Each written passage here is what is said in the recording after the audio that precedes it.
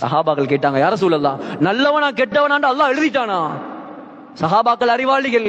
நல்லவனா கெட்டவனா, சொர்க்கவாதியா நரகவாதியா உம்மட வகுத்துல அல்லாஹ் எழுதிட்டான்.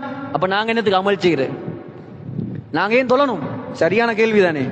நாங்க ஏன் தொழணும்? நாங்க ஏன் குர்ஆன் ஓதணும்? நாங்க ஏன் அமல் செய்யணும்? நாங்க ஏன் யுத்தத்துக்கு போகணும்?